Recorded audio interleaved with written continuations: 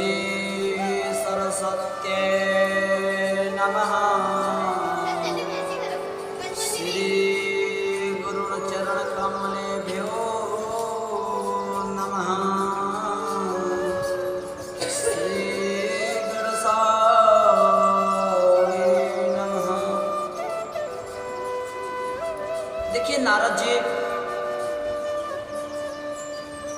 माता जी से कहते हैं, माता जी आप चिंतित क्यों हो? तुम भगवान का भजन कीर्तन करो, भगवान का स्मरण करो। हमारे गोविंद कहीं चले नहीं गए हैं, हमारे गोविंद कहीं चले नहीं गए। हमारे गोविंद हम लोग के हृदय के मध्य में विराजमान है। जैसे बीच समाज में माता द्रौपदी का लाज का रक्षा किए थे, प्राण का रक्षा किए थे, वैसे ही जब हम अपने परमात्मा को हृदय से पुकारते हैं तो हमारे गोविंद कहीं भी रहते हैं, दौड़े दौड़े चले आते हैं।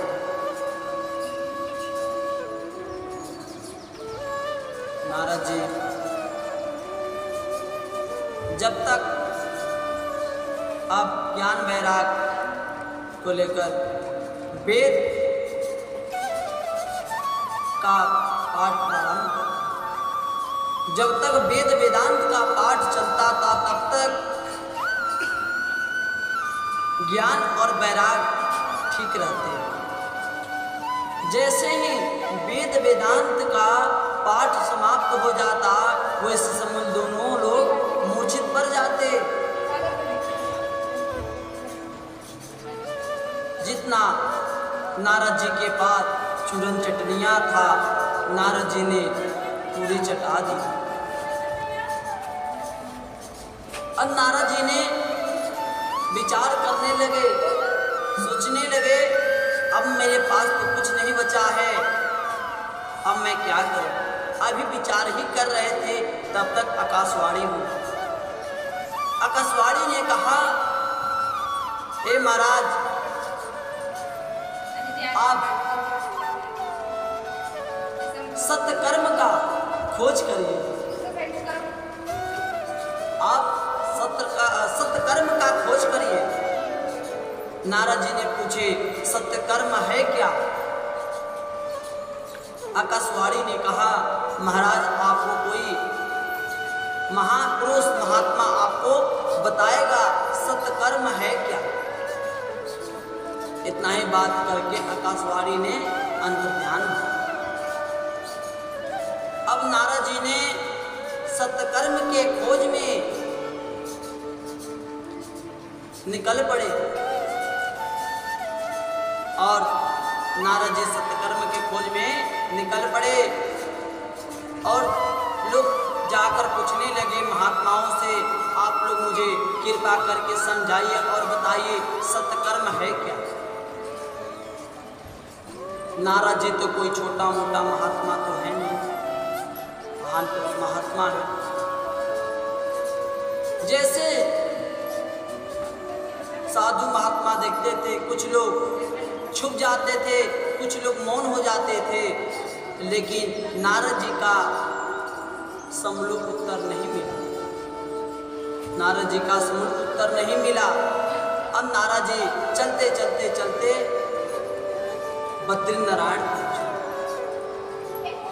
तब तक नारद जी जब कोई समुचित उत्तर देने वाला नहीं मिला, तब नारद जी महाराज बद्रीनारायण पहुंचे।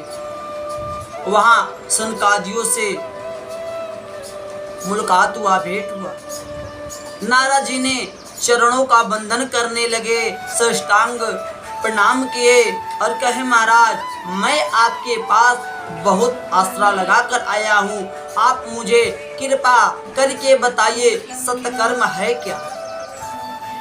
नारद जी पूछने लगे, महाराज मैं आपके पास बहुत आसरा लगा कर आया हूँ, आप मुझे कृपा करके बताइए सत्कर्म है क्या। देखिए एक बात है, किसी के पास आप लोग जाते हैं तो बहुत आसरा लगाकर ही जाते होंगे। हम यहाँ जा रहे हैं, हमारे जो प्रश्न का उत्तर अवश्य मिलेगा। और वैसे ही नारद जी ने बहुत भ्रमण किए, करते करते और सत्यकर्म का खोज करते करते बद्रीनारायण पहुंच गए सनकादियों जी के पास। सत्यकर्म का खोज में महात्मा तो वो नहीं, आपके मुख से नित्य निरंतर हरि शरणम करते करते यह मंत्र निरंतर निकलता रहता। नारद जी हरि शरणम का भजन कीर्तन और मंत्र का जाप करते करते भ्रमण करते रहे।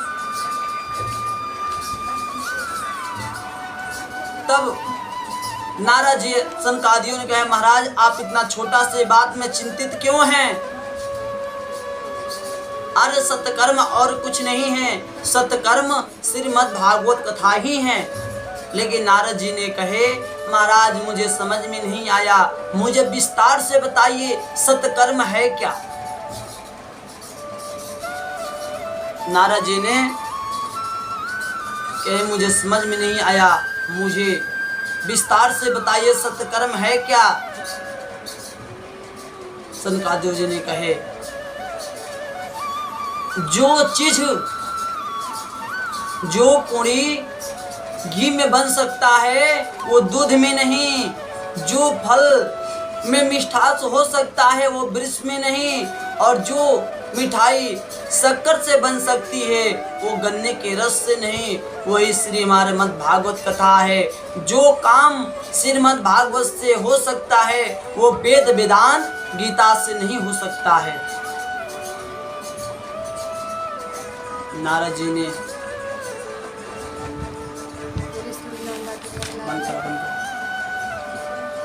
और आप ऐसे सत्संग का दर्शन अनेक जन्मों के पुण्य का उदय होता है, तब जाके सत्संग का प्राप्ति होता है।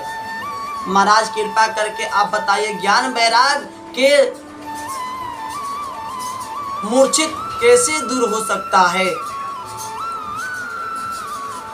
तो महाराज कहे, इस सप्ताह ज्ञान महायज्ञ का आयोजन किया जाए। महाराज जी ने पूछे, आप बताइए कृपा करके सप्त महाज्ञान यज्ञ का आयोजन कहाँ किया जाए, किस स्थान पे किया जाए, जिसका फल दोनों लोग उठा सके। कंचन